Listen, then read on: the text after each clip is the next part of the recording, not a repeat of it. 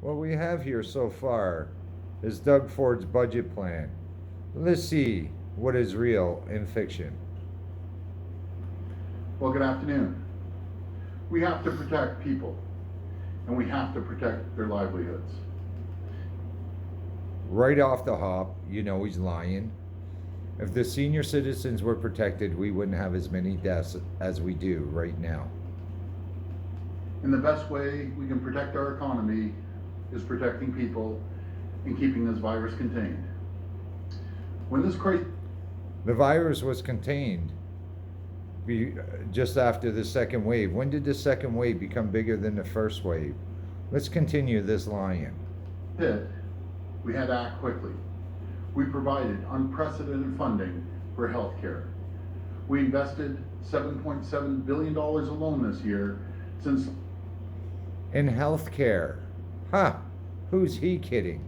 Ontario's action plan in March. That's $7.7 billion to support our frontline healthcare heroes, increase hospital bed capacity, open schools safely. Hospital bed capacity. Is that why over in Burlington they had to close down and open it up for vaccination shots because it's so bad out here? We have no more than 500 people across Ontario in the hospital for it. Let's listen to this continue in this storytelling. Protect our seniors. We're also there for Ontario. And again, if he would have protected the seniors, he would have done it. And how did he protect the seniors? By making sure nobody was allowed to sue anybody who is under private sector who owns a senior citizen or an old age home. Businesses, families, and workers who felt the impacts of this terrible virus. We provided $11 billion to support people and jobs. We put $200 per child, $250 per child with special needs in the pockets of over 1.5 million Ontario families.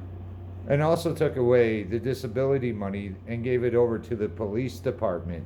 He's forgetting to mentioning that though.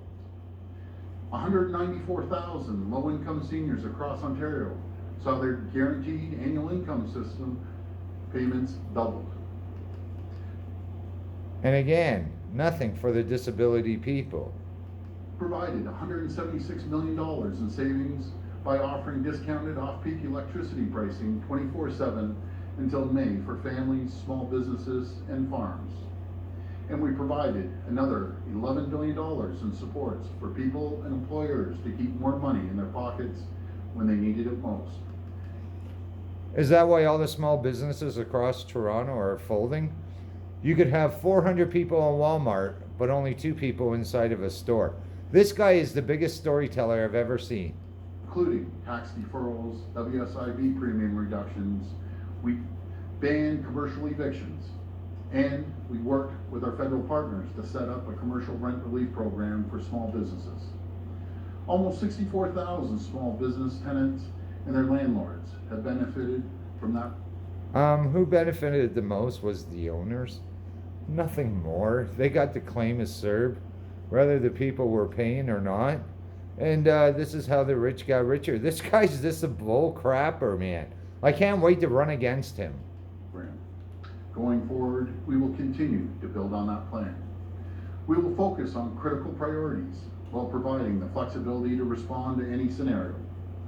The upcoming fall budget will be our roadmap. It will guide us during this period of tremendous uncertainty. Minister Phillips will have some important news to share in a moment. But first, I want to share a message with Ontario's entrepreneurs, small business owners, and businesses of all sizes. We've been listening to you. We've heard you loud and